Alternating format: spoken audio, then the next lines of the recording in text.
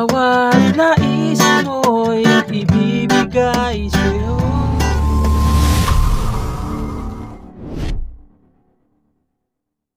Hello mga ka-idol! So ngayon meron na naman akong ituro sa inyong napakagandang kanta.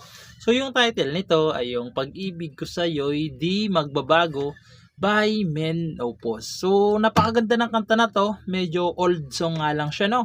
Pero napakaganda naman. So dito pala is gagawin natin siyang reggae version, okay? So reggae naman ituturo natin kasi halos naturo naman na to ng karamihan pero strumming. So dito is gagawin natin siyang reggae pero madali lang, no? So dito pala mga kaidor, yung reggae pattern natin is magiging dalawang klase. Okay, dalawang klase. So yung reggae pattern muna natin, yung palagi lang natin itinuturo, no? Yung magbe-bass kayo na isasama niyo yung string. Okay, so ganito siya. Tapos istramin nyo pababa. Tap sa string, strum pababa. Okay? Kada chords 2 times yung gagawin. No? So sasampulan ko, lagyan ko ng chords para mas maintindihan nyo yung tunog niya. So ganito siya kada chords. Isa pa. Lilipat na kaagad. Okay? Pag may open close parenthesis naman is isang beses na lang. Okay? Yan yung pangalawang reggae natin. Pag nasa loob ng open close parenthesis yung chords, isang beses nyo na lang gagawin. So sample lang ko rin kayo. So ganito na lang siya. Lilipat na kaagad, no? So, ganun lang. So, ngayon, proceed na tayo dito sa kanyang whole verse. So, yung whole verse niya rito mga ka-idol, no, is G. So, ayan, G. So, yung G sa 3rd fret lang yan, nakabar ito, 3rd fret yan. Sa 4th ay 3rd string. Sa 5th fret ay 5th tsaka 4th string. Ayan yung G na gagamitin natin. Sunod is E minor. Ayan yung E minor. Nasa 7th fret naman niya nakabar. 1, 2, 3, 4, 5, 6, 7. 7th fret babar nyo. Sa kanyang 8 ay 2nd string. Sa 9th fret ay 4th string tsaka 3rd string lang. Ayan yung E minor. Tapos C. So yung C, 3rd fret naman ulit nakabar. Sa kanyang 5th fret naman ay 2nd string, 3rd tsaka 4th lang. Ayan yung C. Sunod yan is D. So, yung D mga ka-idol is sa 5th fret naman to nakabar. Okay? Nakabar sa 5th fret. Dito naman sa 7th fret, 2nd string, 3rd, tsaka 4th. Okay? Ayan yung D. Para kayong naka-C, na umusog lang kayo ng isang fret. Dalawang fret. Ayan. Okay? Ayan yung D. So, yan na yung whole verse niya mga ka-idol, no? So, sa unang pasada nyo ng verse, 2 beses nyo munang gagawin. Okay? Sa unang pasada nyo ng verse, 2 times muna. Okay? 2 times lang muna. Kasi papasok ka agad yung chorus, tas verse na naman ulit, yan pa rin yung chords niya. No? So, ngayon, ganito naman siya kapag kinantahan. Sampulan ko para mas maintindihan nyo, no? So, ganito siya. Kay tagal kitang hinanap-hanap,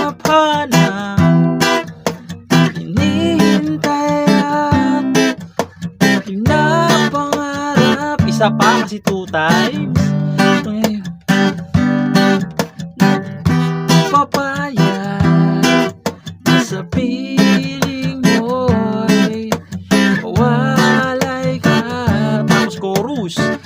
Bawat night. So, papasok naman yung kanyang chorus, no?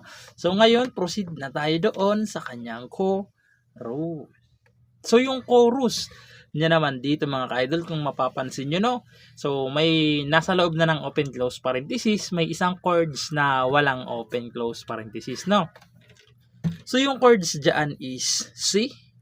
So, naturo na natin niya kaya hindi na natin iisa-isahin, no? C na may open close parenthesis, D nasa loob rin, G nasa loob rin, E minor nasa loob rin. Yung 4 na chords, 2 beses nyo munang gagawin. Okay? 2 beses.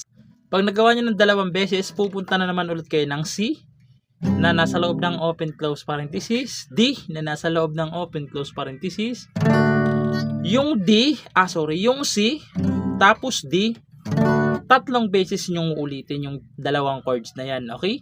Pag nagawa nyo sila ng 3 beses, babalik lang kayo ng C na may open close parenthesis pa, tapos pupunta kayo ng D na wala ng open close parenthesis. Okay? D na wala ng open close parenthesis, no? So, ayan no, malinaw. So, sampulan ko na lang yung chorus para mas maintindihan nyo kung paano siya tugtugin, no? So, ganito naman siya kapag tinugtugan. Bawat nais mo'y ibibigay sa'yo, lahat ng gusto mo ay susundin ko. Wag sana magbabago, na lang sa iyo. Tapos verse ulit, pag na di magbabago. So babalik ulit kayo doon sa mga chords na yan. Okay? So, yun lang. Maiksi lang to tutorial natin kasi halos ilang piraso lang naman yung chords nito. Paulit-ulit lang siya. So, ayun lang. Sana naiintindihan nyo tong tutorial natin at good luck sa bago nyong matututunan.